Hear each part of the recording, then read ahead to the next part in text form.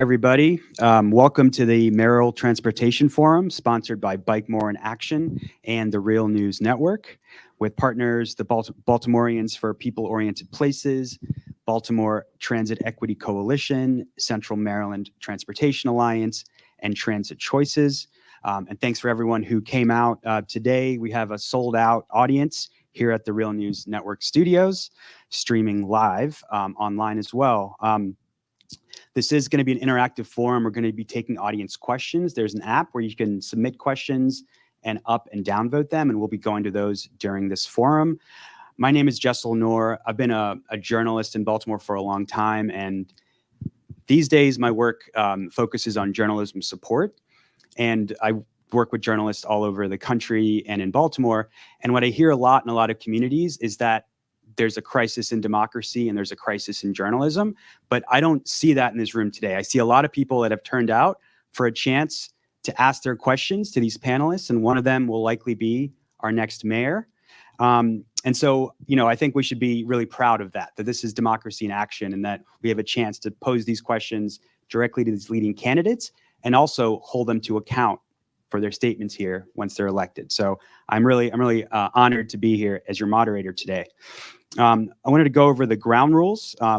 Candidates will be given 1 minute to respond to questions. These are developed by the organizers, youth surveyed through with the Baltimore News Collaborative, which I'll talk about in a moment.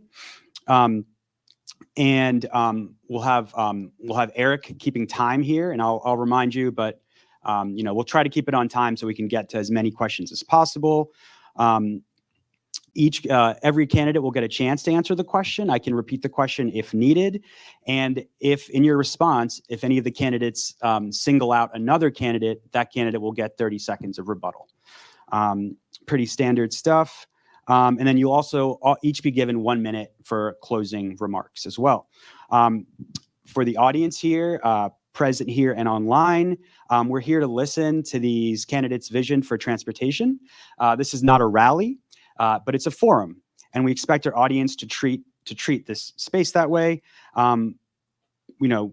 Please no interruptions or disruptions.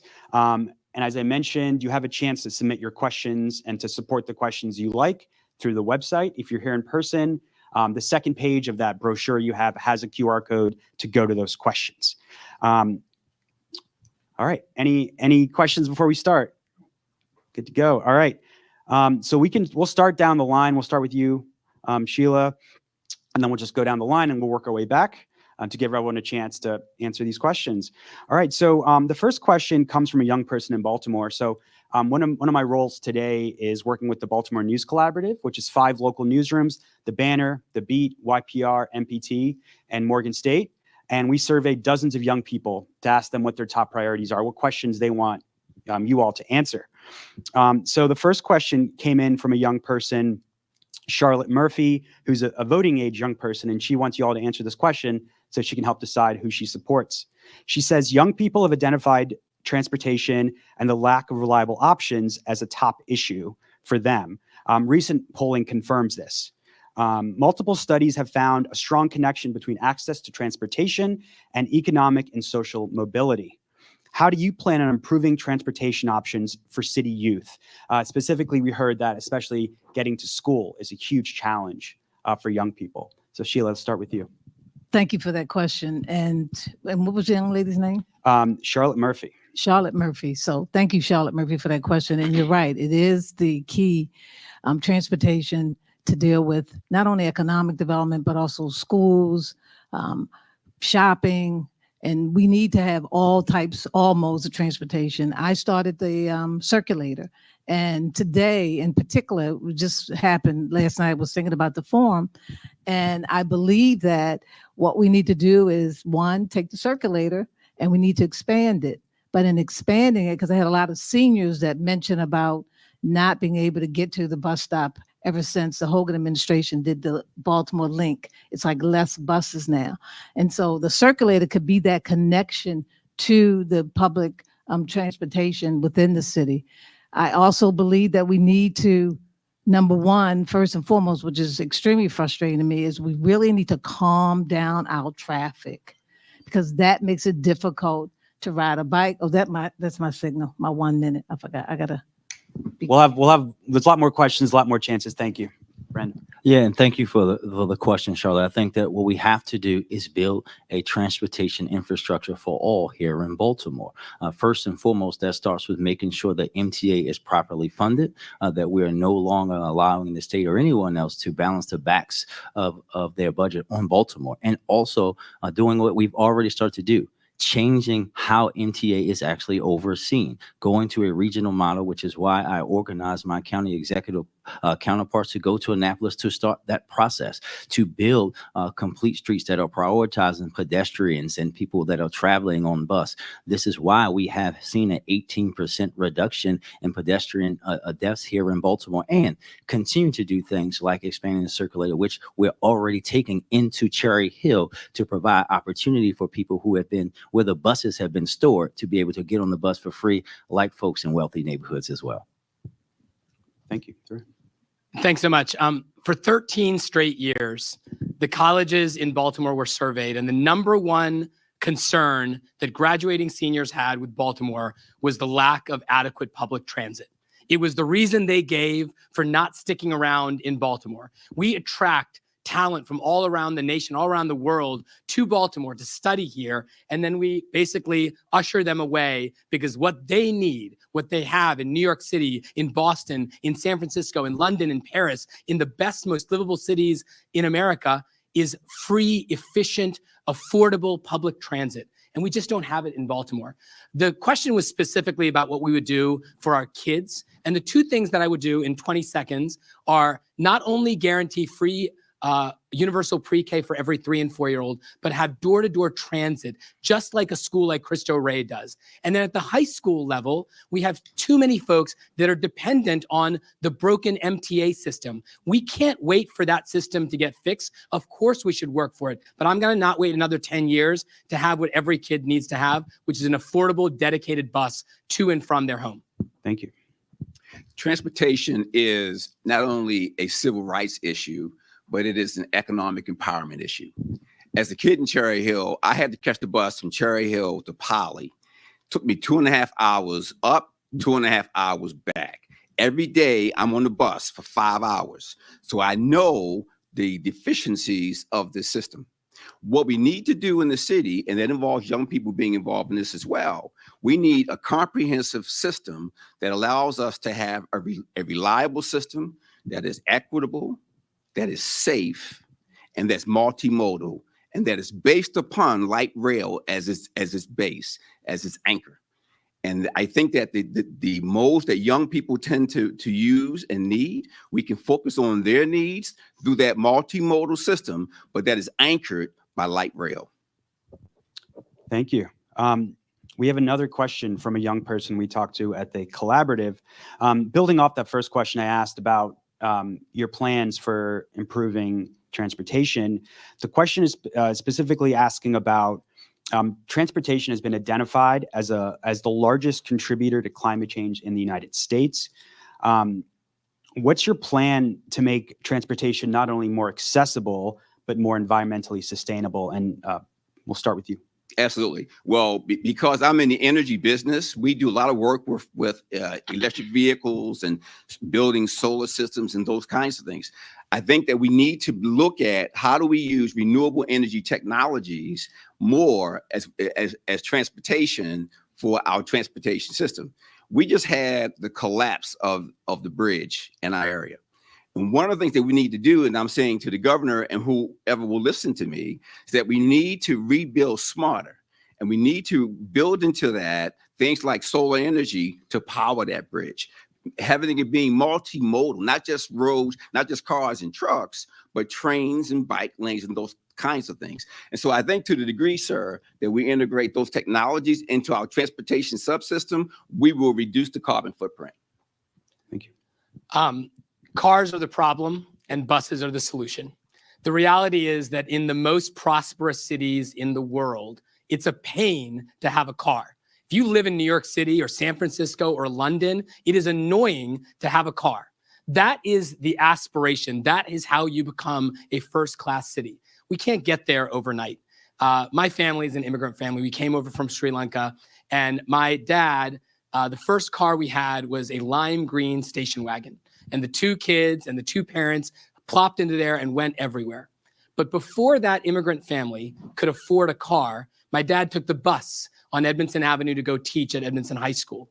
That is the dependable source of transportation for working families and families that are trying to get to that next tier in society. But it can't be $2 each way and $4.60 for a day pass unless you're taking the free circulator from the most prosperous parts of North Baltimore to the most prosperous parts of South Baltimore.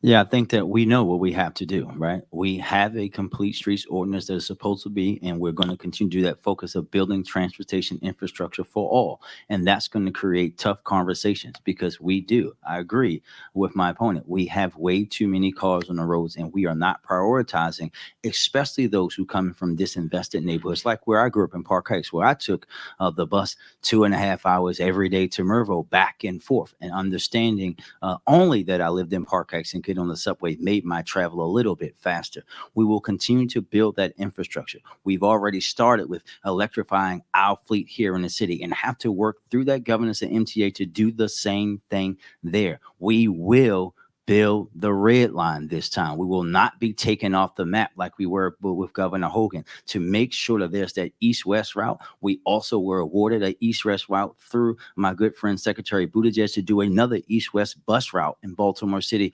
Having those conversations, making it easier and more simple for people to travel in this city, even if they don't own a car.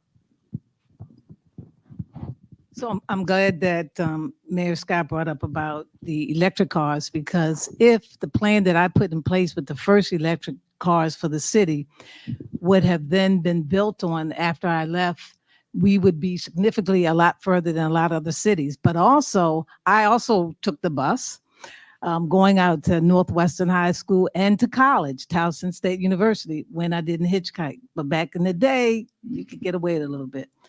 But we have to work with our federal partners in our state, because in order for us to create the kind of infrastructure, to have the kind of adequate buses, light rail, subways, whatever mode of transportation, even our roads, it has to be a collaboration and a partnership with our federal government. And we have to make sure we have the right people in place who understands the need, because Baltimore is behind compared to a lot of cities. My daughter, and I think Thiru brought this up, people who live in New York, my daughter and her husband are moving back to Baltimore.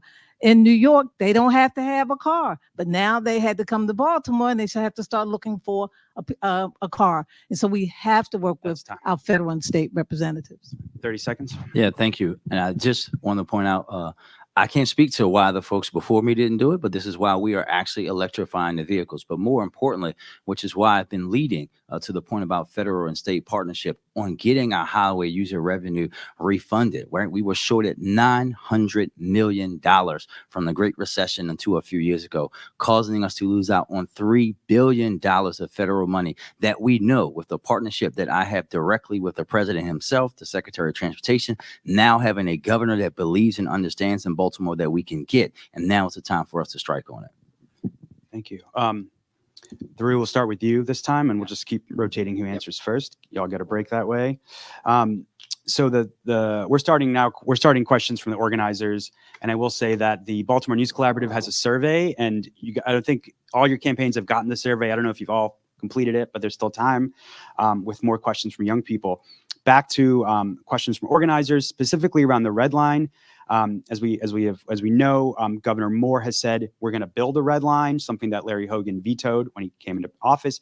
And I believe today he said that he would block it if he's elected to the Senate today as well.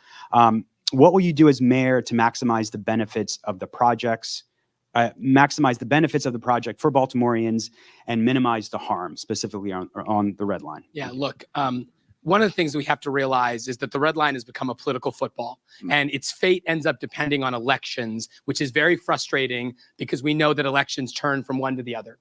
We need to have a collective commitment to west-east dependable transit. The red line is a critical anchor to that, and it ought to be something that we build out. but it's not going to be built in the next year or 2 or 5 or 10. It is unfortunately a long-term project, but there are things that we can do now to lay the groundwork for it. And one of the things that I'm going to express frustration with tonight is hearing all of the buzzwords, because we know them, right? Multimodal, equity for all. We know what the buzzwords are. The question I'm going to ask consistently is, why haven't we done those things already? We have free circulators north and south. Why don't we have a west-east free circulator that could become the backbone for where the red line travels? From Edmondson to Franklin to Orleans to Pulaski, from Park Heights, where Brandon grew up, to North Avenue up Harford Road. What prevents us from laying the groundwork for these red line projects in the future? Thank you. Do I get extra time since I was called out? Sure. 30 seconds. Thank you. We all want to hear this. I think it's a few things that we have to say here. First, for me, I'm already doing that, right? We've been working every single day with the Moore Miller administration, with our federal partners, about rebuilding the red line. But it's not just about rebuilding red line. We have to make sure that Baltimoreans are working on that project, making sure that we are investing in that neighborhood, making sure that we're also doing this alongside our Reconnecting Communities grant as we reimagine what the highway to nowhere is going to look like as we do that work each and every day. And to the point about stop already. Should I get extra? No. He gets one more minute because he's going next. So. You shorted me, man. I get a minute and 30, right? Yeah. You got another minute. No, he gets a minute and 30. It's a minute and 30 because he only gave me 30, so I got a minute now. I didn't even say Brandon's name, but okay, all right. You did. Yes, he did. Yes, he did. Yeah, he said his name. But ready? All right, thank you. But I think to my opponent's point, this work doesn't happen overnight. We did this work of the East-West Transit System that we awarded a grant from the federal government. But anybody that knows anything about the federal government knows they don't move very quickly. You have to operate within their scope and doing that work each and every day. That work is already underway. That work is going to continue to happen. We've already started that work of reimagining and Circulator, that we have to also go through processes with state government to get that approved. In fact, the state threatened to take highway user revenue away from me because I was moving it from Locust Point to Cherry Hill, prioritizing a neighborhood where the buses were stored, but they couldn't get on it. We're going to do that work each and every day, but we have to start building the red line now and understand how that's going to unlock transportation for this city in the future. We can't be a 21st century city without east-west rail transit. It has to be rail. I think it's supposed to be this way. We'll It started with him and it's supposed to go this way. Oh, you? No, it was going this way. we're gonna go this way and then we'll start with you again, but we're gonna just The mayor messed this up. Okay? Yeah. we'll keep it flowing. We'll come back to you. We'll come Okay. back to you. All right. The next question is also about the red line, so you'll have plenty of chances. Yeah, so I don't want to go back, but unfortunately, when the red line initially was proposed for Baltimore City, moving out to Baltimore County, we had a comprehensive plan, and that plan actually is still in place. It's just a matter of having the kind of leadership, having the kind of accountability to be able to implement it. And again, city government is not going to be able to fund the red line. We've got to work cohesively with our federal partners and our state partners to make that happen. In the meantime, I agree with the Circulator. The question is, why haven't we expanded? I get it that we wanted to cut it from one area, but with the resources that the city has had over the last 5-10 years, we could have expanded. But in the meantime, we need to partner. We need to partner with our universities and connect their bus services with our Circulator and our Baltimore Link, so that we can collaborate. Because a lot of times, if you look at Hopkins bus, Morgan's bus, there are not a lot of students on that bus. They don't pay taxes. Let's collaborate and work together in order to maximize transit for our citizens. You've heard me say that the root cause of the issues in Baltimore City is economic inequality. This red line, building this red line, is one of the biggest and best economic opportunity deals that's on the horizon. If you look at the engineering of this, you have East-West Rail, 19 stations that are going to be built. Each of those stations can be an economic hub for neighborhoods in those areas. Of the 19, 3 are in the county, Baltimore County. The rest are in Baltimore City. So the key of us, the key for us is how can we now incrementally begin to build this infrastructure, right? Even though we don't have all the money in place yet, but we can incrementally build the infrastructure by building the stations, using it as a platform for economic development in those neighborhoods. Then we can begin to build momentum, like Ms. Dixon said, where we get the state and the feds to see we're serious about this, and it's going to make a difference for our city. Thank you. We're going to stay on the red line. Another question, Love it. and this is a bit of a long question, so bear with me. So speaking of the red line, the Maryland Department of Transportation has yet to budget construction dollars for it. This raises a larger issue. The city depends very heavily on the state and the Department of Transportation for support, including annual appropriations for local governments and for state governments, and in operating the bus, light rail, metro, subway systems that residents rely on.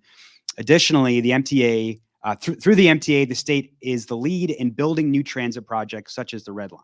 In addition to not budgeting for construction of the Red Line over the last year, MDOT has proposed cuts to state aid and MTA service. How do you plan to address the recent state transportation budget cuts and their potential impact on Baltimore's infrastructure and connectivity? And as mayor, what tools do you have, or what strategies would you propose to ensure the city's transportation needs are adequately funded and supported, considering the state's current fiscal constraints? And Brandon, we'll start with you. Well, I'll just say I'll continue to do exactly what I did. It was me leading the fight alongside our representatives in Annapolis to restore the HUR cuts, going outside, not considering party, not considering even fighting with some of my friends like Governor Moore and Senate President Ferguson, that I was not going to stand by and allow the state to balance the budget on the backs of Baltimoreans again. And we won. We got those things restored. We're going to continue to lead in that way. But this, again, goes back to other parts of leadership. This is why multiple years ago, I pulled my county executive counterparts together. We have to change the way that MTA is organized. It will not work as long as the state can do whatever they want. And we have to scratch and claw. We all remember that pain of seeing the Red Line cancel and then Governor Hogan taking us off the map. If we don't want that to happen again, we know it won't happen with this governor, but in the future, we have to change the way that it's done. Getting those HUR funds back is just the start of how we can protect public transportation in Baltimore. Sheila? So I think one way that we can begin to create our own resources and funds is right now, when you drive down 83 and you get a speeding ticket, the city is not collecting the process of sending the tickets to NBA, and we're losing money. Delegate Sandy Rosenberg, who spent a lot of time on the Pimlico, is going to focus on it, where he's going to create a bill so that that money can go, so it comes back to the city. We've got to tighten our belt. We're talking about accountability. We've got to tighten our belt in the city, because we do rely heavily when it comes to roads, when it comes to transportation, on the state. And yes, the Baltimore Regional Council and creating an authority is great.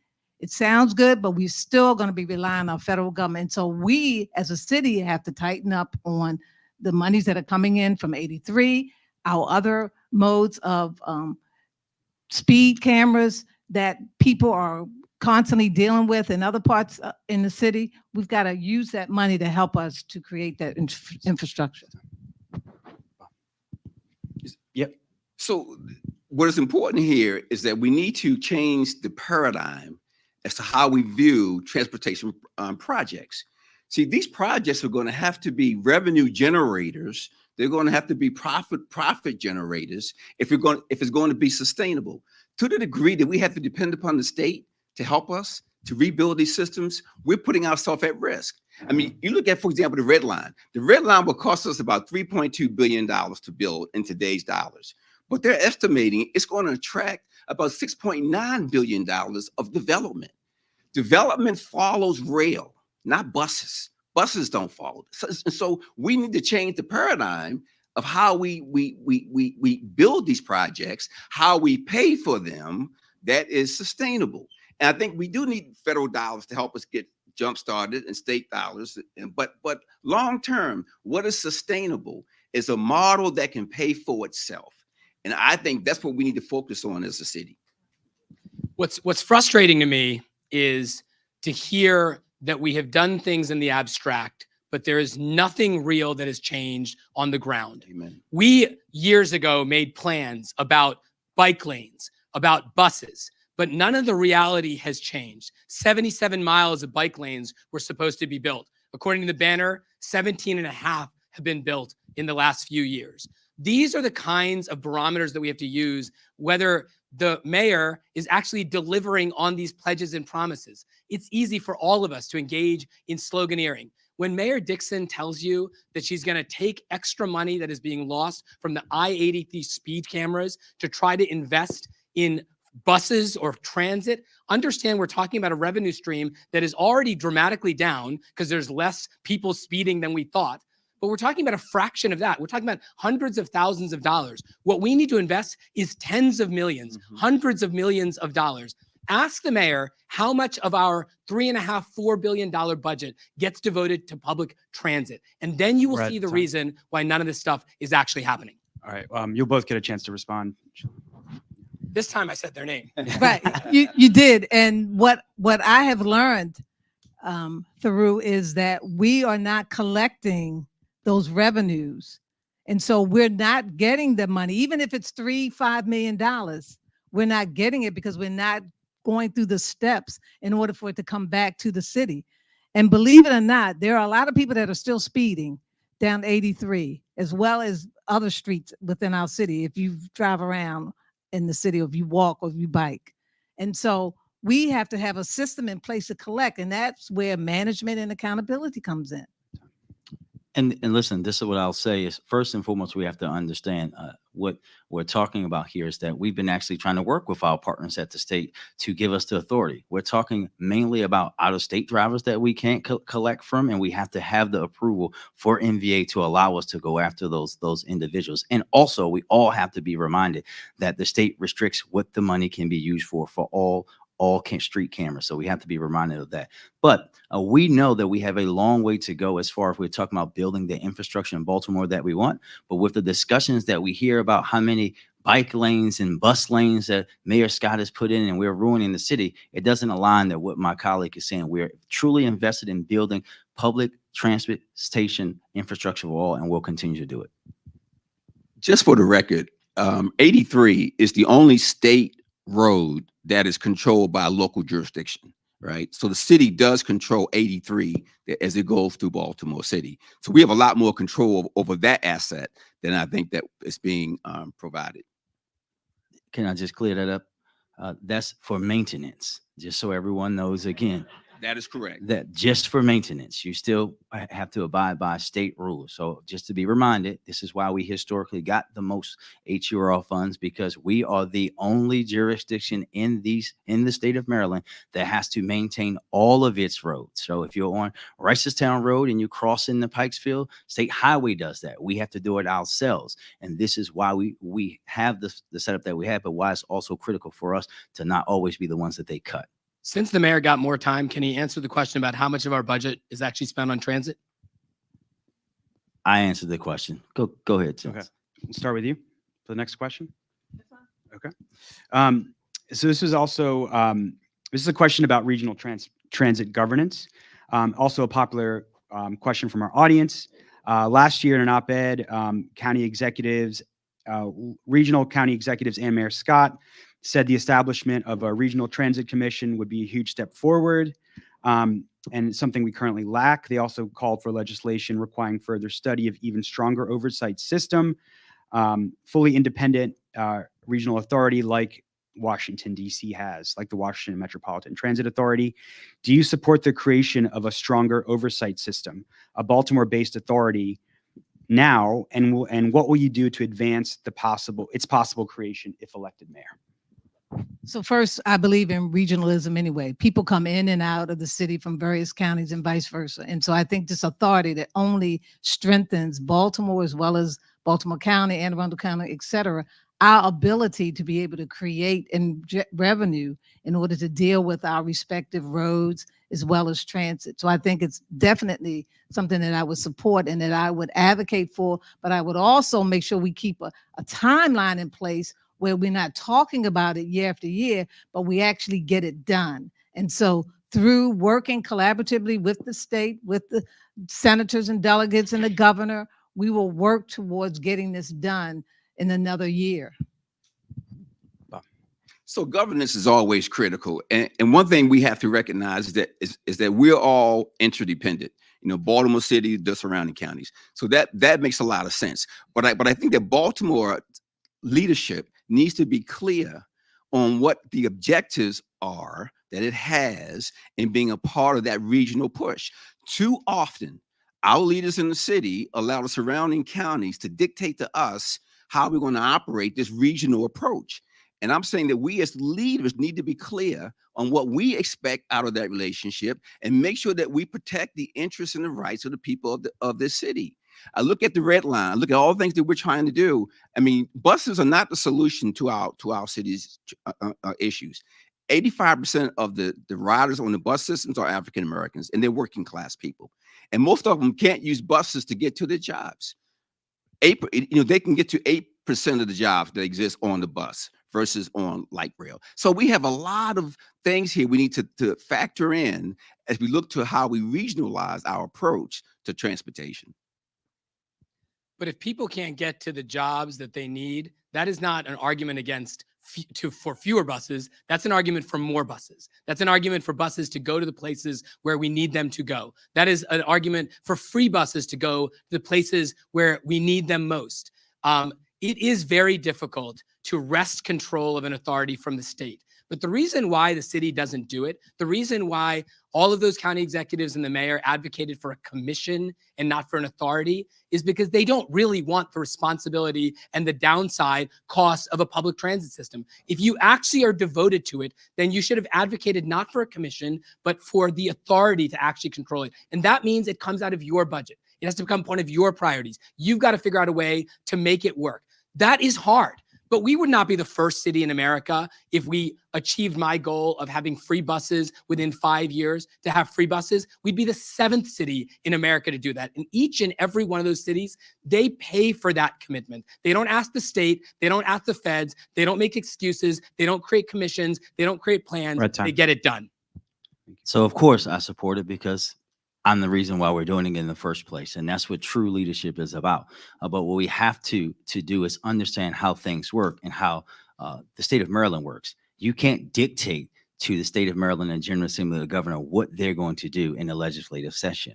What myself and my county executive counterparts are doing is how we have to systematically go from where we are today to where we all need to be, because it's not just going to be on the city and the counties. This is still going to be a partnership with state government.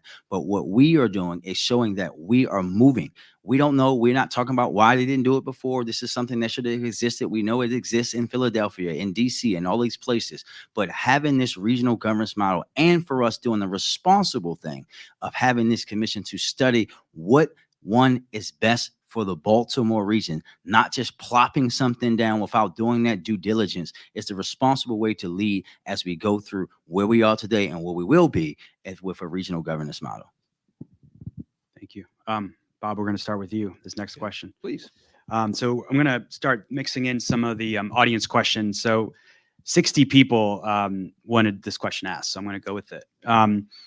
So question, by the end, and this is from Smart Line supporter from West Baltimore.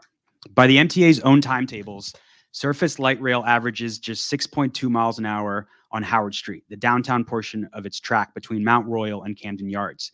So that's barely faster than an average human can fast walk. Building that line on Howard Street brought tremendous disruption and severe disinvestment. Are you a supporter of constructing a similar surface light rail line with the same level of disruption and street capture downtown and in neighborhoods of the East, or have you considered other options such as expanding the existing metro along the East-West axis? Advocates for that metro expansion argue it would be half as cheap as the surface light rail, significantly faster to fund, build, and run across town, and would much better utilize the existing metro tunnel which is currently running at only 5% of its capacity. So my background is engineering, right? So and part of how we taught to think is, of course, I would do an analysis and assessment of the current environment, understand the infrastructure assets that we have in the city, understand what are their weaknesses and how we need to fortify them to make them work better. But I don't believe that we can build a system that's going to serve the needs of the people that is not anchored by light rail. And so I think that needs to be part of our strategy in thinking about what the solutions are that we're going to need. Yes, we look at existing infrastructure. Yes, we'll look at how we can integrate that into our vision and into our plan. But we need to understand what is the objectives of the system based upon input from the community, and then build a system that will meet the needs of the community. Look, it's actually important for you guys to appreciate the contrast between us. I'm an advocate of rapid bus transit. I think that is a great solution for a lot of different major thoroughfares in Baltimore. That doesn't mean there aren't appropriate places for light rail. That doesn't mean there aren't appropriate places for cars, but there is a critical opportunity along major west-east and north-south arteries for rapid bus transit. It's what other cities did with their ARPA funding. $18 million was dedicated in St. Petersburg to dramatically expand their rapid bus transit. One of the things that I have pledged to do, I literally jumped in the Inner Harbor to make clear my commitment to this, is that in the first 60 days, we will launch 2 west-east free circulators. The question that we should be asking ourselves is why we haven't done that. What did Governor Westmore or President Biden or Brandon's friend Pete Buttigieg do to stop us from launching free circulators? Why are we here 4 years later and the proposed expansion of the circulator still hasn't gone to Cherry Hill, on its way, by the way, to Port Covington? I get an extra 30 seconds. Oh my God. Thank you, sir. First, to respond to the actual question. You didn't even ask my question last time. First, to respond to the actual question, this is something, yes, is the answer, because this is something that I brought up to this administration and to the previous one.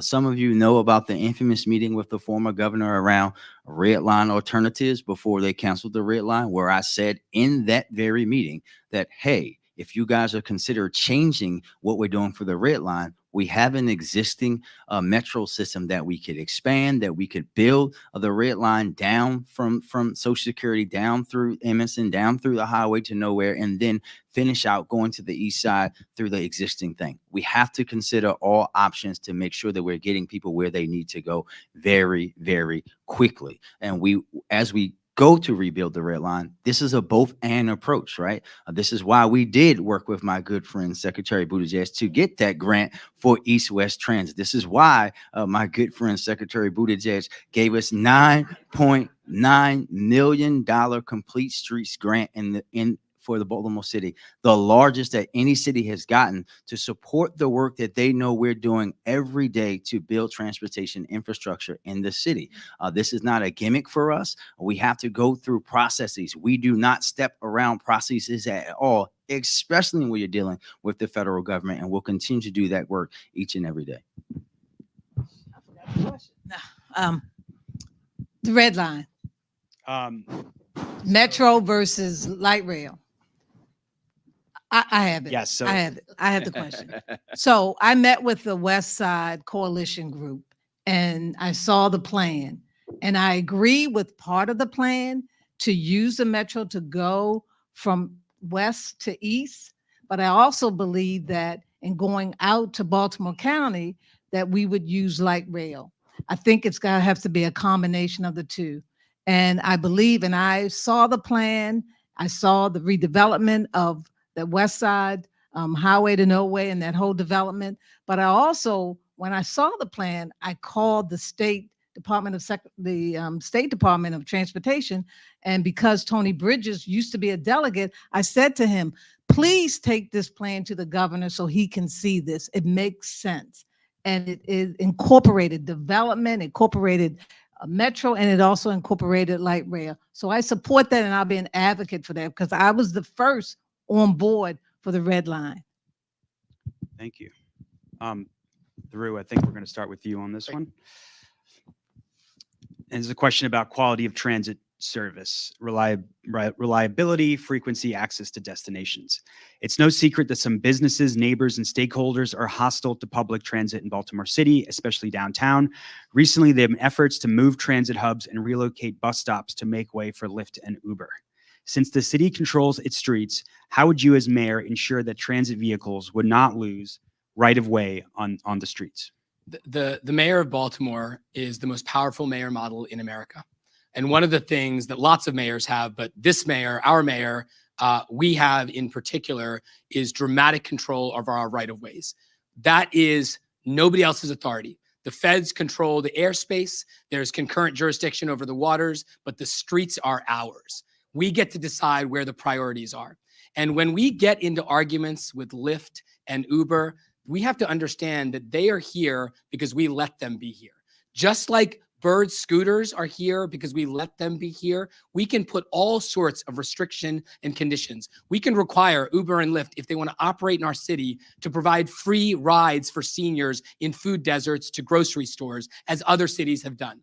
We can require scooters to not go in certain regions and to park themselves in certain designated spots like Washington, D.C. requires. We have comprehensive authority over all of these things. And the question I keep asking, and the mayor keeps getting an extra 30 seconds, is what is different today besides more money and more policies and more commissions? What makes your life commuting from one place to another better today than it was 4 years ago? Find one new bus, one new bike lane, except for those 17 and a half miles. So I get an extra 30 seconds again. Thank you. Thank you, Thiru. Take 20 minutes. I'll just start by saying, he said, what's new except for that one new bike lane that's 17 square miles. So that's clearly a lot more than one new bike lane, if it's 17 square miles, but also just to highlight some other things that we've been doing, right? Using those funds. We have innovative programs, even with MOED, where we are working with folks and providing folks who doesn't have access because MTA has been cut and cut and cut and cut again year after year to provide work rides from them via Lyft to work every day, using those credits. That's a very innovative way for us to do that each and every day. But when you're talking about the crux of the question, you're talking about making sure that we are focused on protecting our bus system and making sure that we are working and pressuring people who just simply want to move bus stops, because we all know why, right? They don't want a certain group of people that look like me, and most of the time they're young, to be congregated in those spaces. We have to push back on that the same way that we had to push back on protecting and changing infrastructure. When we redid the Caroline Street Bridge down in Harbor East, and businesses went crazy about me continuing to narrow the lanes and making it more pedestrian friendly and making it more bike friendly for folks. We did it anyway because it's the right thing to do. And we always have to work with our state partners around where they have their MTA bus stops and making sure they're accessible at hubs for our residents. Yes, I I can. heard a whole. So the question is, it's no secret that some businesses, neighbors, and stakeholders are hostile to public transit in Baltimore City, especially downtown. Recently, there have been efforts to move transit hubs and relocate bus stops to make way for Lyft and Uber. Since the city controls its streets, how would you, as mayor, ensure that transit vehicles would not lose right of way on its streets? Well, first of all, not just downtown. Make sure to talk on the mic. Not just downtown. We have moved bus stops in Uptown, because every day when I visit a senior building, this is the one complaint that they had, that bus stops have been moved and a lot of seniors take buses. And so we need to increase bus stops, but we have to do it responsibly. We cannot allow individuals to loiter and sleep on the bus stops. We have to, this is where the city has total control in putting down the bus lanes, but also making sure that we have quality of life where people are not sleeping there, where we put trash cans, because I just went through this week with so many groups where we've removed trash cans, where we remove benches because people are sleeping on that, and then we remove the bus stop. We need to increase bus stops, but we also need to increase the bus lines, because that Baltimore link that Governor Hogan put together was disastrous for Baltimore City, and we have to lobby and work with our state in partnership to bring those buses back, as well as the stops. But I think one thing we need to add to that, though, is the fact that yes, the mayor has control over the street and its assets. But what we didn't do and haven't done a good job of is involving the community and the decisions that we make as it pertains to the modals that we use for transportation. Many people feel that these bike lanes, for example, will just, just thrust down their throat with no input from the community, no idea. My plan, my village plan, is to organize the city into villages, is to allow each village to dictate what kind of modal systems they want to include in their village, in their neighborhood. And I think if we include the people in the communities and get that input, we'll come up with better solutions and better outcomes. Thiru, do you want to? Are you? Oh, I think I started. you Right? started. Okay. It was a while ago. Yeah, it was a while ago. Give me 1 second. All right. Well, let's talk about advantage. Yeah. let's talk about bike lanes though, because Bob Wallace said something that about lack of community input in how bike lanes were. Is that correct? You said That is correct. There's a lack of That is correct. There's a lack of community input in how the bikes were. A lot of complaints. The bike master plan was created. This is one of the top questions actually from the audience. In 2017, the Planning Commission approved that separated bike lane network plan that connects 85% of Baltimore's neighborhoods by creating safe, protected bike lanes for people to ride their bikes on and for other modes of transportation. 8 years later, under 20% of this 5-year plan, fewer than 12 miles have been created. And these lanes have largely been built in the central part of the city, or the White L, while underserved communities in East-West Baltimore, where folks use bikes out of necessity for transportation, have had 0 miles of protected infrastructure built. How do you respond to that? And also, if you want to respond to the claim that there was not community input in the creation of the bike lane plans. Well, I can't talk about what they did in 2017. Wasn't me, previous administration. But what I can attest to is what I have directed and seen happen with DOT under my leadership. There was most infamously supposed to be a bike lane on Gwynns Falls, but through discussion with the community, with other individuals, we know that there isn't, and that plan is now moving to have that go into a different place. Something similar happened over in Chumman at North Gardens and over on the northeast side, where it was just moved from one side of the street to the other. We are going to build bike infrastructure across the city. But one of the big mistakes that my predecessors made was just doing that without discussion in the community. I don't care if it's speed bumps. I don't care if it's a rec center. I don't care if it's putting a street light up. We have to make sure that we're including the community, and we have done that, and we'll continue to improve on that. Whether we're building it like the one that's on the east side going through that I take when I ride bikes downtown and into work, we have to continue to do that all over the city, and also work on people to understand about building for the future to have transportation for all. So the bike lane effort started under my administration, and when we resurfaced a road, we put a bike lane. But we also first went to the community, and I'll give you an example, Fulton Street. When we resurfaced Fulton Street, we asked the community about whether or not they felt that people would use Fulton Avenue for bikes, and they said no. We did not put it on Fulton Avenue. I am a biker. I also am a walker. I'm also a runner. I use all modes of transportation. What we have to do in the city is we have to think about strategically where we're putting the bike lanes, where they need to go. I'm on System Street at least 5 times a week. 28th Street, from my perspective, was not necessarily the best decision because of the congestion. There, you don't find people riding bikes. Maryland Avenue originally was an issue. Maryland Avenue is probably the most bike lane that is used in the entire city. So we've got to really educate the community, but we have to deal with the traffic in the city first and foremost, because cars don't respect pedestrians.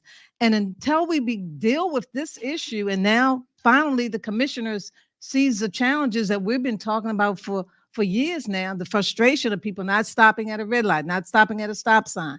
But we've got to get that in order before we begin to move to that next level to create an entire city where people feel comfortable riding their bikes.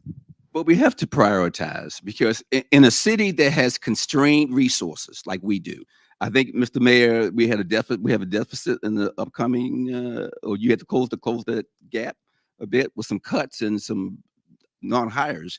So what we have to do is prioritize, though. No where cuts.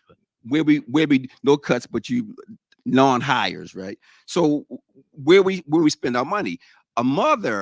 A single mother with 2 kids who's got to get the kids up in the morning, get them to school, right?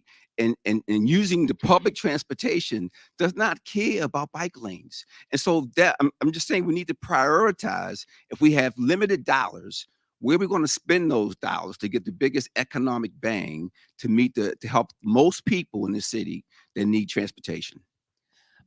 Look, I like my opponents. Everybody here loves Baltimore.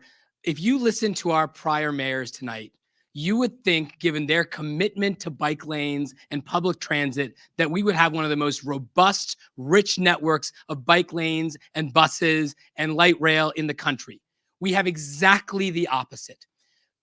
In 2017, the goal was 77 miles. I had said 17, as Bikemore, one of our hosts, pointed out, that includes double counting of certain streets, which is why we get down to 12. That is not progress. And we can start pointing fingers at certain communities. But one of the saddest things about having this debate today versus 4 years ago, we were all committed to bike lanes then too. But here we sit 4 years later with not that many additional miles of bike lanes built and this rising division that has turned bike lanes into a debate between white and black, between rich and poor. That is not the way this debate was ever supposed to go. And that has surfaced because of ineffective administration of the bike lane commitments. That's time. I just got a clarifying question. Do I get 60 because they both called me out, or just 30 for both? If you can do 30, that would be great. We have a lot more questions. All right, thank you. I guess first I'll just say when we talk about the what my first opponent said about prioritizing, right, and understanding how these things work, we're also talking about having an alignment that we will never get again, federal, state, and local, and the requirements that we're going to have to abide by when you're talking about pulling down on that federal infrastructure, which includes building public infrastructure for all. So if we want those federal dollars, that means we're going to have to do the things like doing bike lanes in the city. But also we're going to continue, and we have to be reminded through all of the things that we've been through over the past years that we're going to stay committed to bike lanes, but doing it the right way and in partnership with communities. So, Thiru, I served in a recession. We had very little money. We created the Circulator. We had electric cars. We had the zip car. We also put bike lanes in where we resurfaced through Orange Combs, X amount of roads. And we did this with a tight budget. Believe it, if I was still there and be retiring right now, you would see a complete city of bike, roads, buses, etc. But Mayor, we had money for major developments and major TIFs. We did not have money for major anything. To go to, I mean, all of those major giveaways to big developers and donors happened during your watch too. I'm sorry, So but to say that we had money for a bike lane, you're incorrect on that. Let's not. From North Baltimore to downtown. But I'm not going to allow him to mislead the public when I know what we did in creating the infrastructure to deal with no money in a historic recession. Today, the city has more money than ever. All right. Let's breathe for a second. I told you I like them. Let's breathe for a second. Okay. All right. This is what debates are about. All right. Going back to a audience question. As detailed on the Baltimore City Department of Transportation's website, Baltimore City is home to miles and miles of through trucking I routes didn't know that. that run loud major arterial roadways through mostly Black communities in East, West, and South Baltimore. It's well known that these routes were purposefully used by past administrations to further separate Black Baltimoreans from the rest of the city and to make their neighborhoods uncomfortable to the point of being unlivable. How would you attempt to rectify this, ensuring pedestrian safety in Black Baltimore isn't forgotten? What, if any, action can the city take in order to protect children, families, and pedestrians along these corridors? Who's starting this time? We all, who's starting? I think it's you. It's me this time? Yeah. All right, just making sure. I think that we all know, and this is something that I talk about a lot, of going to start to undo these historical wrongs in the city of Baltimore. We've already been directing DOT to look at our truck routes. We work with neighborhoods around that, and we have to continue that work.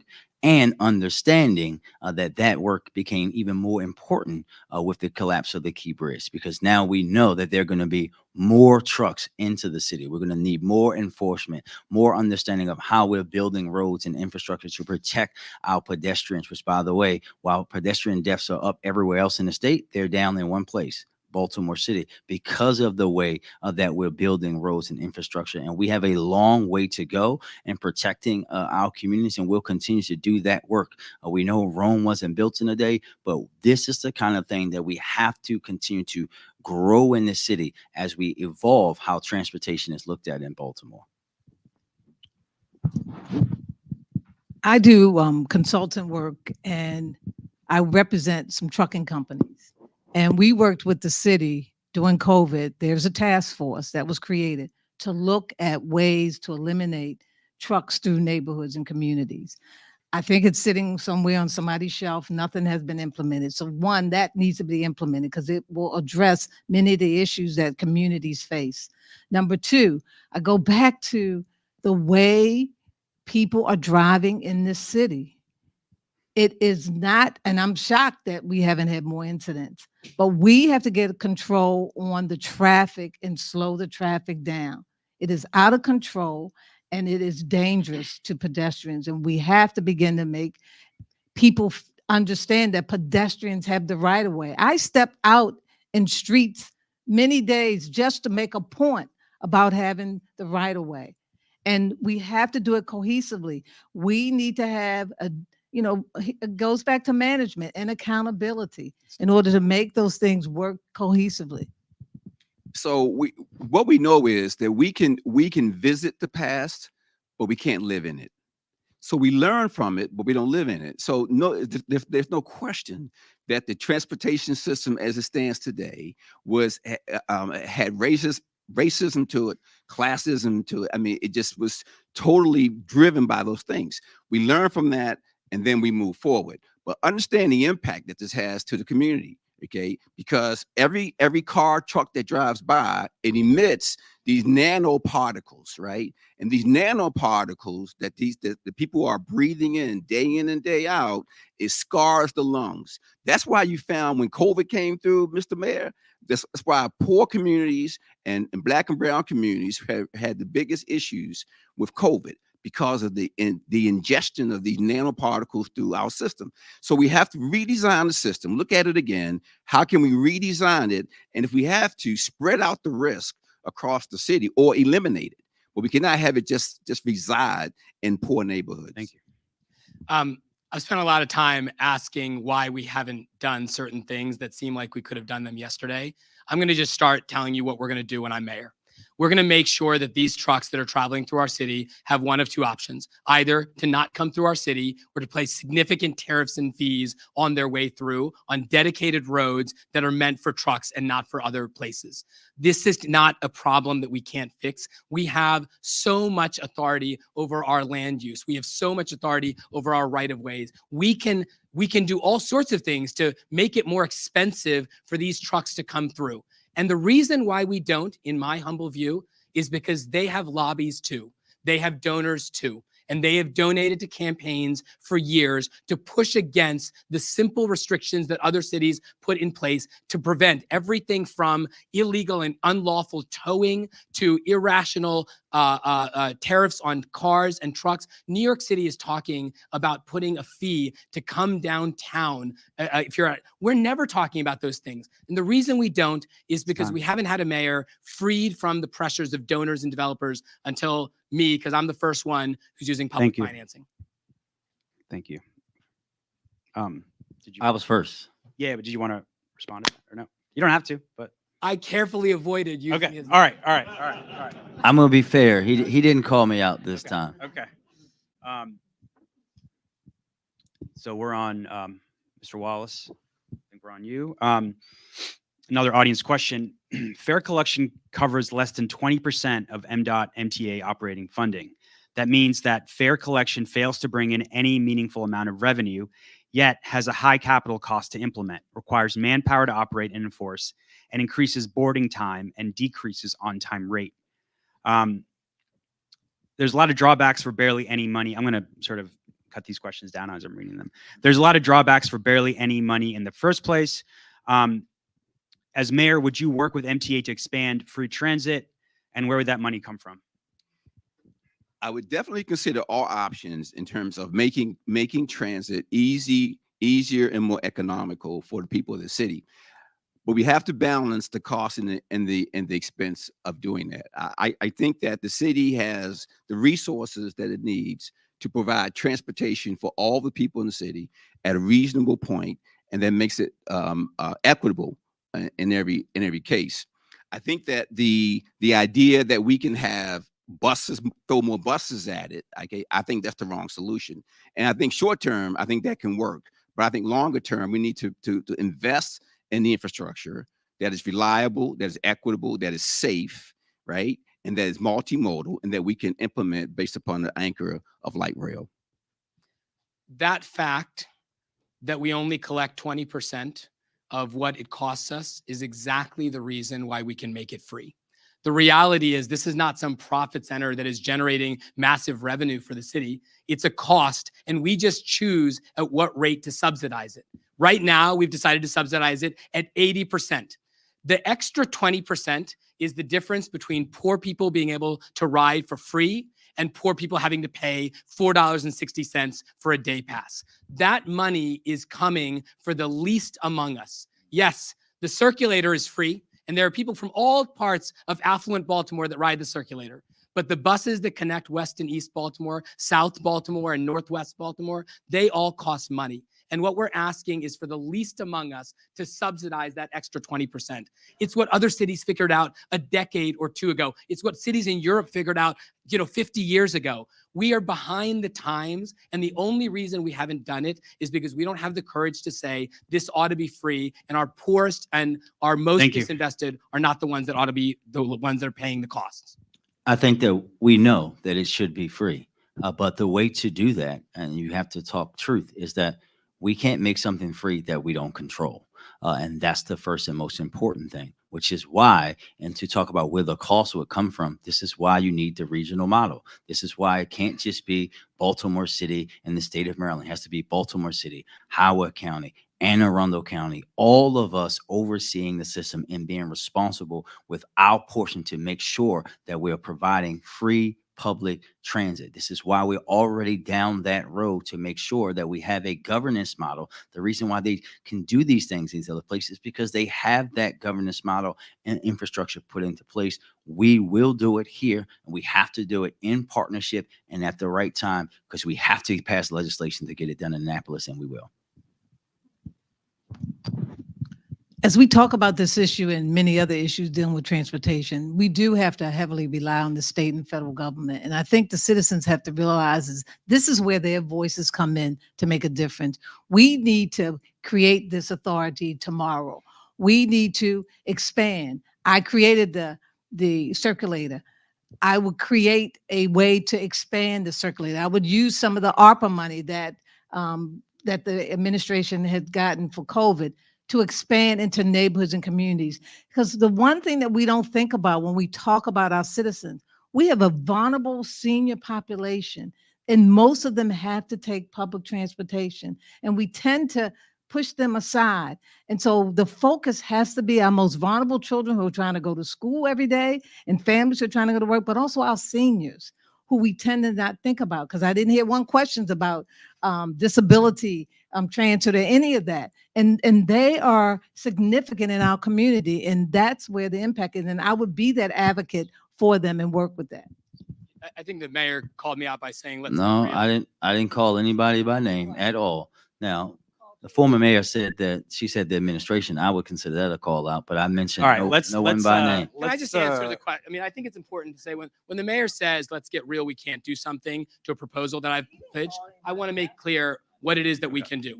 The circulators are something that we control. We can launch 2 new free circulators tomorrow without anybody's permission except our own.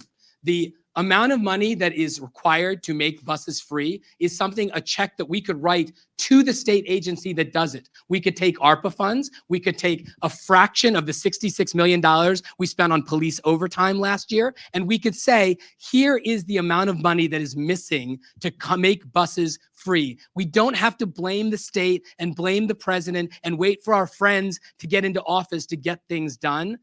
That is something we could do tomorrow. All right, so we were going to ask about the circulator, so we can just have everyone talk about their vision for the circulator. But I wanted to there at all. Yeah. You'll go next. I just wanted to issue or a clarification about the circulator.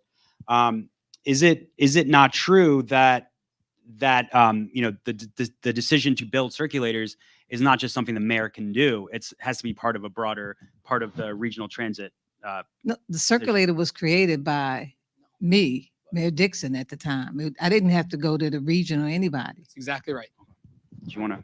Yeah, I wasn't talking about the circulator. He said all buses, right? We were talking about MTA, right? And it would be irresponsible for the city to go out and make MTA free for everybody, and knowing that county residents from all of those counties are going to be riding on it. We already have issues with them coming in on our roads, having accidents in the city, all these other things that drive our costs up, including insurance. This is why we have to do it the regionally responsible way. And to the point of the circulator itself, we know that it was created, but I've already started to work on expanding the circulator into Cherry Hill. That's just the first one. And as I mentioned earlier, we also cannot make these decisions without looking at the broader picture.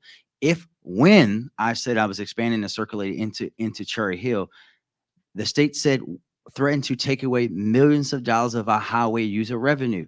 If you make decisions, you have to make sure that you're calculating those decisions and being proper with leadership, so you don't get into a portion where you're doing this great thing and then you're punishing other parts of the city.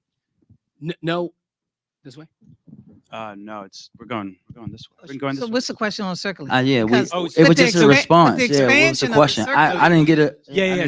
So you just started talking about the circulator. There was a question about what your vision is for expanding the circulator. Oh, but you didn't ask me that question. You would just, hey, I got 30 seconds to respond. That's Okay. all I got. All right. Well, you can talk about Who's supposed to be first? I don't want to get out of order here. Well, we're out of order, so let's just roll with it. All right. Let's just roll with it. We're trying to be fair here. Yeah, let's just roll with it. So The question is, yes. what's your vision for would you expand the circulator, and what's your vision for that?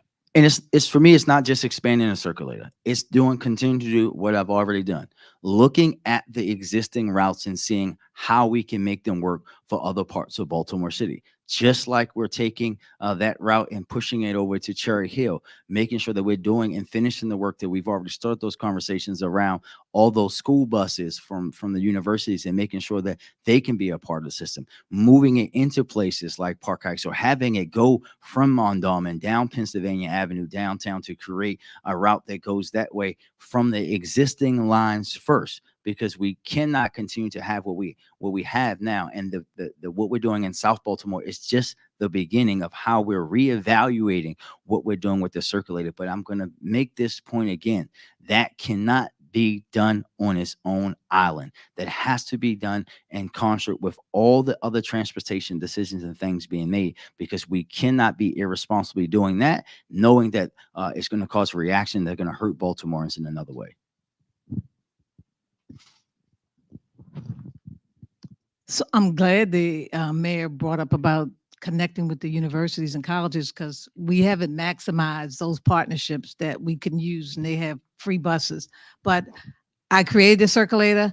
I would definitely expand it, and I would do it in a way that we can better connect buses that are coming into the city along with residents who currently live in the city. I go back to the woman who I talked to on York Road who lives in a senior building, who now when she goes to the bus stop, she can't even sit down at the bus stop. She asked me about the Circulator. Stadium Place, the bus stop was moved. They would like to have the Circulator come over to Stadium Place, near some of our senior buildings. Those would be probably some of the first areas where we have a number of our senior buildings, or where we have young people who need to get from point A to point B to school. But, I would use some of the money that Brandon's going to leave me for from the ARPA for the Circulator. Well, I know he can respond. I just thought I'd add that in there as a source of money. So I think that part of what I would do as mayor is to reevaluate the system, do the analysis, do the assessment of what are the needs today, and as we're able to build in the Circulator and to meet the needs of the people, that certainly is one of the tools we would have to make that happen. But I think that Mr. Scott is correct. It needs to be integrated into the overall plan and needs to fit the mission of what we're trying to achieve. And it shouldn't take away from other aspects of the city where we have a need for resources on transportation. But I think it can be done. I'm going to get very concrete. In the first 60 days, we're going to have 2 new free bus Circulator routes, west to east, one from Edmondson Avenue all the way over to Pulaski Highway, and one from Park Heights across North Avenue and up Hartford Road. That is something, as Mayor Dixon pointed out, that we can do on day one. Of course, we should think about its implications for the MTA, but the goal is to start laying the groundwork for free buses, not just north-south, but also east-west. The mayor did propose expanding the current existing Circulator routes to include Cherry Hill and to include Port Covington. But I don't know of a single person that has suggested to me that if we propose 2 new free bus Circulator routes west to east, that somebody's going to take away our money. And if they do, I would call them out publicly on it. The biggest thing that I think the mayor and I disagree about is whether or not we want more people riding the buses or fewer. I don't mind if a bunch of people from the county are coming into the city on our free buses. And if we are really objecting to that, maybe we allow residents to have free bus cards and folks in the county to have to pay something. But the notion that we want fewer people riding our buses is fundamentally the problem. All right. Do I get 60 for 30 for each? So let's do 30 because I got some more questions. So let's do 30. So I guess first I'll start here. This whole thing around us leaving ARPA money first, I'll be reelected, so I won't be leaving to anyone but myself. But there is no money to leave. We have to understand what ARPA was given to us for, to make sure that we were recovering from the pandemic. And the people that gave us that ARPA money, starting with President Joseph Biden himself, the Department of Treasury, are lauding the way I and the city are using ARPA funds. And to my other opponent's point, we will continue to do the things that we're doing with changing the Circulator in Cherry Hill and other places. But to iterate the other point, we weren't talking about saying that we don't want people in the county in. What we're saying is that we're not going to allow our citizens to pay for folks in the county to route the bus. All right, I have 2 follow-ups for all of you, and specifically Thiru. You talked about how you're going to create new bus routes. Is it not true the mayor doesn't get to design the bus routes? City DOT does. There's a planning process that could take a year or more. And then another comment that was made about bike lanes, the issue of, do bike lanes compete for funding from other modes of transportation? Is it not true that bike lanes are created from dedicated grants from the state and do not compete with city funding? I'll let whoever wants to respond to that. I guess Thiru. I'll go first. Look, I appreciate the question from somebody who apparently thinks that government should go as slow as possible. No disrespect. Of course, there's a process to each and every one of these things. But that's the same excuse that I've heard for why we haven't built more bike lanes. That's the same excuse that I've heard for why so many things haven't been done. If the mayor, the most powerful mayor in the country, who appoints the head of DOT and the head of every other agency, says, I want 2 new free bus routes to go from west to east, I certainly want you to look closely at the implications. I want you to talk to the community. I want you to talk to the businesses and the residents that are affected. But we would like to see this done because of the campaign pledge I made and the people thought it was a good idea. I gotta believe the DOT, the Department of Transportation, of Transit, is not gonna stand in the way. That is the kind of thing that has paralyzed government for too long. Insufficient staffing, slow procurement processes. These are excuses. They are not leadership. So I'll say again, what we don't want is folks that are putting themselves above rules and regulations. And I think when you're talking about building public transportation infrastructure, there are rules and regulations that you have to abide by. You can't just create a new bus route, say, kick rocks to the state and federal government. We're going to do whatever we want to do. We have to do things in decency and in order, as we would say in the church. That's the approach that we're going to continue to take, because that's how you build partnership. And has been said multiple times over tonight, when you're talking about transportation infrastructure, we have to have true partnership to get that done. We cannot be doing things on our own. We cannot be just saying, oh, go out here and do this. And we know that there's regulations that you have to follow. You have to get approvals, not just from the city, but from the state and sometimes from the federal government to do these things. Ignore those things because you just said do it. We're going to do things the right way because that matters in Baltimore. I think the mayor just suggested. I didn't call him out at all. Let's keep it. He just said I would violate rules and regulations. I mean, this is preposterous. I said you can't do that. All right, I so didn't we're say gonna- you were going to do anything. Okay, we're going to keep some order. So let's go ahead. I don't even know what the question was. So let me say, you know, it's like going back and forth. So let me just say this though, and this addresses both the mayor and Thiru. Part of the frustration is that, yes, you have to go through rules and regulations and policies and procedures, but you have to put timelines on them. And you have to show and be transparent to the public that you're working on this and it's going to be done by this period of time. You know, that's why we use city stat in order to track, and the public had a way to be a part of that. I think that's what the frustration is when we talk about these plans, that you put timelines on it and that you have accountability coming from those respected agencies. Well, you know, it's just like BG&E tearing up a road and then the water department tearing up a road. And then I call a council person when I'm leaving church heading down Lafayette Avenue. And I said, are y'all following the standards? This road is horrible, you know? And he says, what standards? Well, there were standards in place when you open up a road. Ms. Dixon, but don't you agree though? And by the way, my company created CityStat for the city many years ago. But don't you agree though with the rule that in terms of a leadership model, that there are things that the leadership can do, should do, but in many cases allows the environment or procedures to just delay us, and instead of having the courage to do what hasn't been done before, but just to go ahead and do it. I don't understand why we would disagree on that particular matter. I don't disagree on that. But if you're talking about a route and you have to communicate with MTA, Yes, then you do that, but you don't wait a year or 2 years to then get an answer back. Agreed. You ask them to get back at a certain time so that you can get things moving, and your agency. I think sometimes we need to ask for forgiveness versus permission in leadership. So I'll say a couple of things just really quickly, right? We cannot go around having the mayor of Baltimore City, for God's sake, going around ruling processes. But more importantly, when we talk about things, even about CityStat, right? The reality is that we've expanded CityStat. Bloomberg, for example, brought mayors from around this country and the world to Baltimore. They have their data governance alliance here every year. And guess what city and which mayor they put out as the one that is using data in the best way?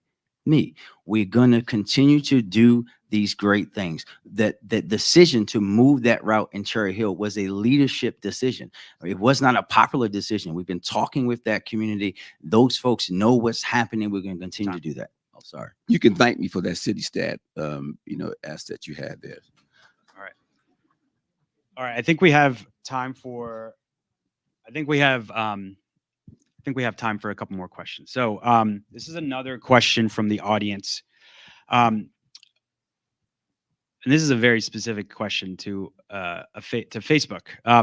Over the past year, the moderator of the Baltimore City Voters Forum has bullied, doxed, and harassed members of the Remington community for their support of the 28th Street traffic calming project, banned individuals who support Complete Streets from the forum, confronted and heckled supporters of Complete Streets at the last city council hearing. Some candidates on stage have appeared on Baltimore City Voters Live as recently as this past month. I don't know who that is, so as mayor, do you feel this behavior is appropriate and should be given a platform by candidates or the city council? Do you want to go first? No, I don't think that that type of behavior should be going on. You have to respect people's views and opinion and not be derogatory or try to tear people down. You know, part of what's happening in this country, we're in that condition right now. And so we're not going to necessarily agree, but where can we sit down to come up with some agreement and a compromise? And I think people have to respect each other, despite if we do not agree on where a particular bike lane goes or doesn't go, or somebody who doesn't want it or who wants it in their community. You know, it's about respect. And the harassment that I'm hearing people going through on both sides is unacceptable. And I think as a mayor and as a leader, we need to speak out on that issue. I think part of the mayor's job is to control the powerful and protect the weak, because every citizen of this city has equal value and equal right to all the issues that our city faces. And part of my job as mayor is to make sure that those people have the right to do that and that they are protected. So anybody who tries to bully another citizen because they disagree with that, then as mayor, I will come down on them very, very hard. Because when we reach a point where people are intimidated by sharing their views and sharing their positions, then we as a city are in big trouble. The good news is this has got to be something that we all agree on. The discourse in this country, the discourse online in particular, has become worse and more toxic than it has ever been. It is a hellscape, and we don't need to make it worse.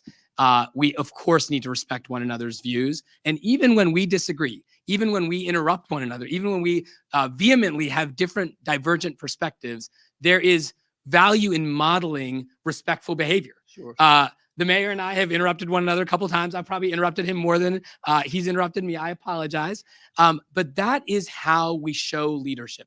And when there are sides on an issue as important as bike lanes, which is causing division in the community that is spilling over into the community, there is an opportunity for leadership there too, to convene a forum, to convene a format where people from both sides that can respectfully come together and have a conversation. Sometimes it goes nowhere, but you got to try. And that's the kind of thing that I think leaders have to do. Yeah, I think that, listen, we're all going to be in agreement here.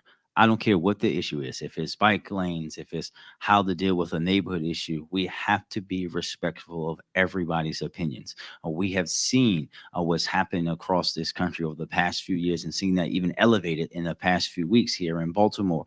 What happens when people feel like they can say and do anything to anybody that disagrees with them? We have to make sure that all of us also are continuously calling out those people, even if they are people that we are friends with, right? And as we see, all of us are going to disagree on issues, but we all know at the end of the day, every single person that is on this stage cares about the city of Baltimore and the future of Baltimore. And that at its core is what matters. We can disagree, but we can do that in a way that allows it to be productive for us. And we have to stop the silly nonsense with how people are disagreeing with each other. Thank you. Bob, See that no one got called out on that one. I like that. All right. Bob, we'll start with you. Please. Next question. All right. Complete Streets, law, and traffic fatalities. Two-part question. First, what do you believe is the goal or purpose of Complete Streets policies? And do you believe Baltimore City's Complete Streets ordinance is achieving its intended purpose? Why or why not? Second, what would you do as mayor to make sure that the Complete Streets law enables safe, convenient, and comfortable travel and access for users of all ages and abilities, regardless of their mode of transportation? So the streets in our city are owned by all the citizens, right? They're owned by the rich. They're owned by the working class. They're owned by black folks. They're owned by white folks. They're owned by working class people. Everyone in this city has equal right to the streets as an asset. So my job as mayor is to make sure that every citizen of this city has the proper protection and the proper access to that resource. I have to, as mayor, though, hold my team accountable to make sure that our requirements on complete streets and access to them by all of our citizens are being met. And so I have to have people in place that can monitor and make sure that those things are happening so that every citizen in this city feels that they have equal right to the assets of our streets in this city.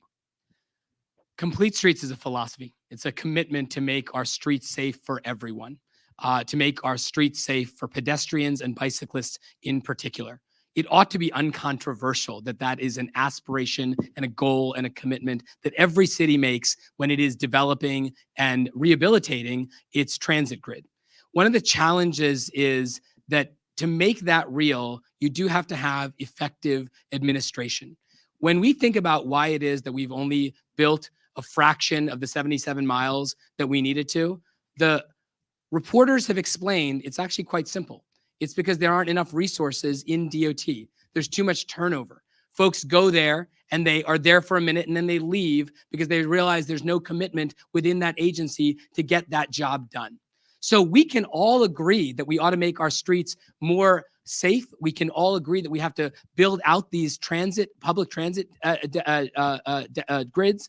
But if we don't actually have the people in place, if every agency is systematically understaffed, we can't make real those commitments. Complete Streets is about building public transportation infrastructure for all, not just cars, bikers, pedestrians, runners, everyone that we want using that. And what we will continue to do under my leadership is doing that. Building the infrastructure that we have built across the city is how we have that reduction in fatalities and pedestrians in Baltimore City. We will continue to value that, but we will do it the right way, in partnership with our community, in partnership with our state and federal government, making sure that we are pulling down every single ounce of money that we can and building this infrastructure the right way. We know that this discussion should have never been just about bike lanes versus cars. This is about public transportation for all. And as long as there's breath in my body, we'll be pushing Baltimore to do that each and every day. People should be able to walk, ride a bike, ride a scooter, drive, get on a bus, and be safe. Where I would make the biggest change is people in Department of Transportation who work at the various levels from the director down would come back to work 5 days a week. Because we're not going to get this effort done until we have quality staff, people who understand that this effort is something that has been talked about for years, but have been slowly implemented. But if you don't have people at work working, and it's difficult to respond to an email and come back to them 3 months later. And so all of these pieces I would do as the first week that I'm in office is to say, Department of Transportation, 5 days a week, let's put this plan together, give me the timeline that we're going to get this done, and begin to work with communities to address that. Because we have to keep visiting these issues over and over again. And we have to have a plan to be transparent to the public and their involvement and engagement in the process as well. So to be clear, do you believe there should be a moratorium? Do you believe there should be a moratorium on expanding complete streets? I don't believe that there should be a moratorium, but when we go out and we work with communities and neighborhoods, they need to be engaged and involved in the entire process. I do believe that we should pause. We should pause it, right? And do better user acceptance and user definition than what we have today. I do think that's what I would do as mayor, is to pause it, take a different look at it, a deeper look at it, and then decide how we proceed. No. No. Thank you. I know you guys good for another question? Sure. I know it's been a little bit. Got more water. Yeah. Okay. All right. Baltimore Greenway Trail Network. I'm reading here that in 2020, then candidates Scott, Dixon, and Vignarajah, not sure about you, candidate Wallace, all agreed with the statement. I support the construction of these trail connections, which is the Greenway Trail Network, which would connect Gwynn Falls, Herring Run, to create a 35-mile trail loop that connects 80% of Baltimore's neighborhoods. So the three of you all supported, you said you would support that. Do you agree with that statement in 2024? Why or why not? If yes, then why haven't we seen more progress? And how would you change that in the next 4 years? I think we had Bob went first last time. So Thiru, you're. Yes, I'm fully committed to it. And the reason it hasn't been done is because I didn't win the election. We have to actually stand by these pledges and promises. It's one of the most frustrating things in city government to see people say things on the campaign trail and then renege on them once we get into office. What I am going to do is to make clear that that commitment has to be honored and accounted for publicly. When I made the silly gimmicky thing of jumping into the Inner Harbor, I said it because there were 5 pledges that I said I would do in the first 60 days. And if I didn't do those things in the first 60 days, I would do it again on the last day of February of 2025. That's not because the water is terrible. It's cold, but it's fine. The reason I did it is because I wanted to show to the public that promises are supposed to mean something. And if we don't keep those promises, we should get called out and we should call out ourselves. 100-day plans every 100 days. At the end of those 100 days, we're going to have a public forum to see what promises I kept and which ones I broke. Do I get an extra 30? I'm just asking. Thank you. How did I call him out? I think that a couple things we have to realize, and you're welcome that you can actually swim in the harbor most days now. But I think that started before Mayor Scott. First and most importantly, we've been doing work on the Greenway Trail the whole time. And we've had a lot of discussion tonight about how to involve community. One of the reasons why we haven't seen more work on the Greenway Trail, to the person asking the question, is because we heard from community after community about how my predecessors didn't include the community, right? We did just that. I said to DOT as the mayor, pause. We have to have conversations with these folks. We just can't go and ramrod a bike lane or a trail through their neighborhood. We had to make it work. I actually had to have a very difficult conversation with a community leader that I love dearly. I've known my whole life in Chum, and said, I know you don't want this, but we're going to figure out a way for it to happen to build the Greenway Trail. We're going to continue to support that work and do it the right way, even directing of how we can look at alternate routes to get us to that point, and working alongside our federal delegation and others to continue to bring in funding for the Greenway Trail. There is no change in my commitment. There's been work each and every day on that effort, but what we're not going to do is make the mistakes that folks made in the past, and that's going into someone's neighborhood and telling them what you're going to do without considering them. We can do these things truly in partnership and building it for all, and I can't wait to ride my bike on it. So the Greenway Trail, I probably have gone, and I know I have ridden all of them in the entire city, the ones that exist, and walked and ran them. And so I know where they are. And in expanding them, I think I know for a fact that I have always been an individual who first went to the community. So whoever his predecessors that he's talking about, it wasn't me. And you're right, ma'am, it wasn't you. Thank you. I will continue to build on that because it is an asset in our city. It's one of the jewels that Baltimore has. And doing that, we also have to collaborate and make sure that we have additional rangers that are out there so people will feel safe. The sheriff's department is willing to even step up and be a part of that effort to alleviate, since we don't have enough rangers, but we need to move forward. But here's again an example of, you got to put timelines. You got to be transparent with people. You have to communicate with the community, and you need to say, we're going to get this done in this period of time, so we don't lose the money that was generated for that effort or that was provided. Just for the record, I do support that project, but once again, we got to look at cost versus benefit, right? How are we going to pay for it, right? How does it get paid, and what do we not pay for if we support that? So that would be the kind of analysis I would do as your mayor. Thank you. All right, we have time for one more question, and then we'll go to final statements, and we'll be done by 8. So thank you all for bearing with us. All right. So if you go just a little north of here, you go you go to Mount Vernon and Midtown, and then if you go a little east of there, you go to Johnston Square and Old Town, two neighborhoods that have been neglected for decades, that are separated by the Jones Falls, which is reaching at the end of its life. And as it approaches the end of its life, will you all here today commit to exploring options to tear it down and to restore the Jones Falls, create green space, and reconnect communities? And I think we are on. I started. You started. Brandon, It's yeah. on me. So I think that as we look at transportation as a whole, including building that infrastructure and the rail and the bus and all the things that all of us agree on in principle, this has to be included in that discussion.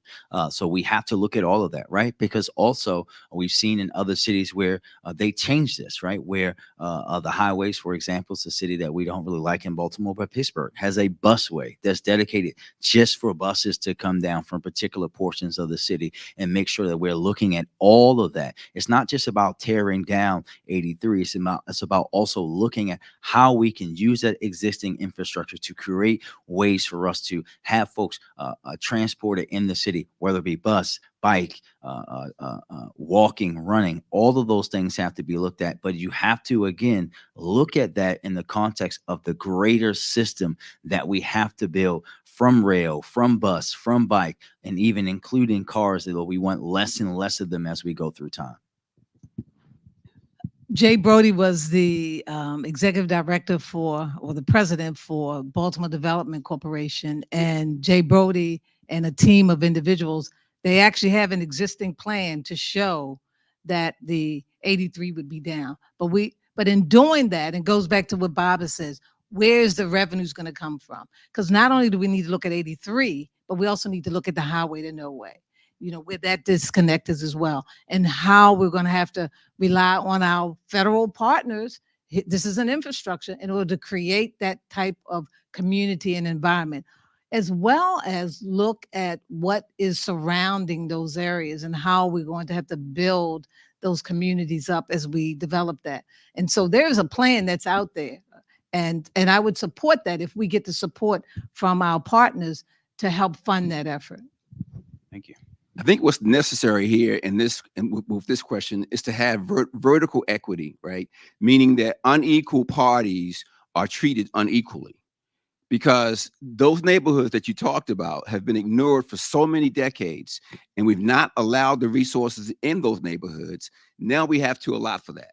So I said earlier, we can revisit the past, but not live in it, but we learn from it as we move forward. I think there is a both and here, that we can rebuild the system. We can include everybody in the community and meet the needs of everyone that is depending upon this system. This is a really hard question, because if you look at the old maps of Baltimore, one of the most beautiful things about it is the Jones Falls coming through the middle of the city. This is a city that could have had a harbor and a riverside development, and we gave it away. It was a huge mistake. And Ms. Dixon is right. For us to repair that mistake will be several $billion, which we right now don't have. If there is an opportunity to revive the Jones Falls, to make it the beautiful trail network that it could be, to make it the beautiful waterway that it once was, we should absolutely pursue it. But this is one of those things where decades ago we made a mistake and we couldn't come back. One of the reasons I'm so against the proposed luxury construction of apartments on the Harbor Place is when you make one of those mistakes, it takes more money than you can possibly imagine to reverse it. We made a mistake with the Jones Falls. If there was money to reverse it, I would. But at a minimum, we have to make no more mistakes in the future. Thank you. I went first on that one. Yeah. Okay. So thank you, everyone. All right. So we have time for a 1-minute final closing thought from each of you. So we can start with you. So first, I appreciate this opportunity. I think the questions that were provided were thought-provoking as well as stimulating for all of us to work together in addressing many of our transportation issues, because everyone in this city should be able to catch a bus, walk across the street safely, ride their bike, use public transportation, as well as in the near future, hopefully sooner than later, have a metro that's going east and west and south and north. But we have to do this together. The voices have to be, yes, public officials, but it has to also engage and involve the citizens for us to make this happen. And I know Baltimore, because we have all the connections between what happens at the federal and state level, but also the connections between our communities and neighborhoods. That's the uniqueness of Baltimore, what makes us so unique. It's the people in the city, and that's what's going to make the impact in us moving forward and what it's going to take. And so I appreciate the questions, and I appreciate implementing many of the ideas that we discussed as we sat here today. Bob Wallace. You've heard me say since I got into this race that if you peel back the onion of the issues in Baltimore City, why we have these issues of homelessness and poverty and crime, it is because of economic inequality. Economic inequality. And until we fix that issue, we're not going to be a great city. One of the impediments to economic empowerment is the transportation system. A system that does not allow all of our citizens to be able to get to their jobs, to the schools, to health systems, right? So this conversation is a critical conversation, and it is tied into our ability as a city to be a great city by closing the economic equality gap, of which transportation is one of the impediments. I hope that we continue to have this conversation and this input, because it is critical to the survival and success of our city. Thank you all for coming. There was nothing that stopped St. Petersburg, Florida from expending ARPA money on expanding rapid bus transit. They did it because they had a conversation as a city and decided that public transit was a major investment that they wanted to devote money to coming out of COVID. The reality is that from high-speed rail to expanded water ferries, from free buses to a comprehensive network of bike lanes and pedestrian walkways, this city ought to be and could be and should be a pioneer when it comes to public transit. We are not. We have fallen short of what our promise is and what we could be because we find reasons not to do things. If you think things are on the right track and we're going as fast and as far as we can, stick with Mayor Scott. If you think we can do a lot more in a lot of different directions, in a lot of different ways, and stop finding reasons not to, then vote for change. Thank you. And thank you all for inviting me. And thank you for the very thoughtful questions.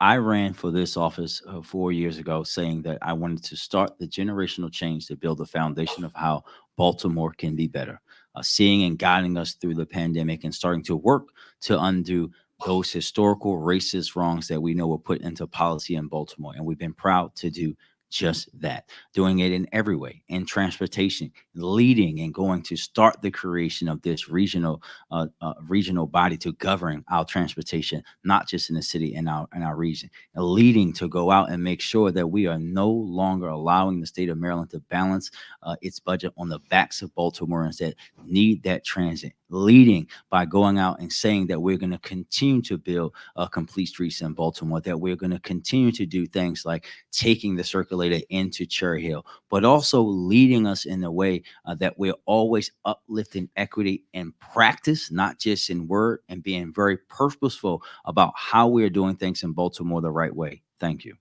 All right. Thank you all. Thank you to our sponsors. Thanks to everyone who came out today.